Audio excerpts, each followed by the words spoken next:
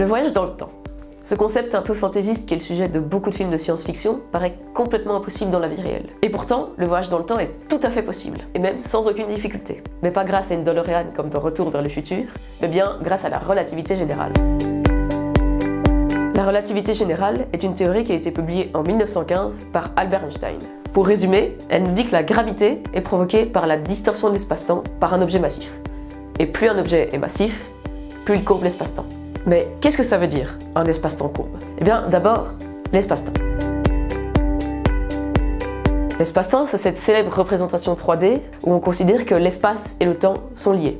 Ça veut dire que tout ce que l'espace va subir comme modification, eh bien, le temps va le subir aussi, et inversement.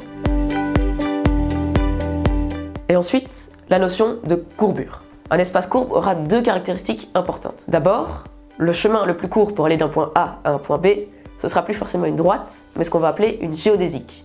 Et ensuite, dans un espace courbe, l'échelle est différente en fonction de l'endroit où on se trouve. Et bien sûr, comme on parle d'espace-temps, tout ce que je viens d'expliquer pour l'espace est aussi valable pour le temps. Mais revenons-en au voyage dans le temps, ou plus précisément au voyage dans le futur, vous comprendrez un peu plus tard. Prenons deux jumeaux qui s'approchent dans un vaisseau spatial d'un trou noir. Un trou noir, c'est un objet très massif qui courbe l'espace-temps. Un des jumeaux va rentrer dans le trou noir, l'autre va rester dans le vaisseau spatial.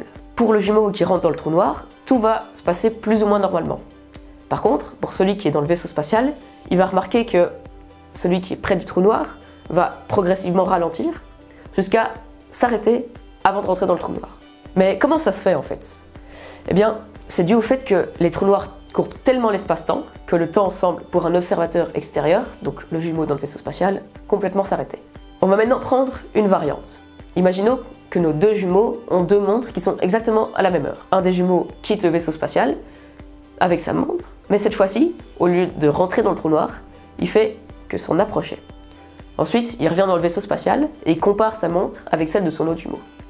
Et ce qu'ils vont remarquer, c'est que pour celui qui s'est approché du trou noir, il s'est passé moins de temps que pour celui qui est resté dans le vaisseau spatial. Par conséquent, nos deux jumeaux n'ont plus le même âge. C'est dû au fait que, comme les trous noirs sont des objets extrêmement massifs, eh ben, ils courbent très fort l'espace-temps.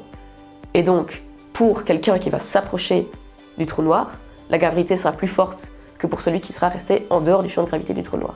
Le temps va donc s'écouler moins lentement. Grâce à ce principe, on peut donc voyager dans le futur, mais pas dans le passé. Voilà, merci de m'avoir écouté et j'espère vous avoir appris quelque chose.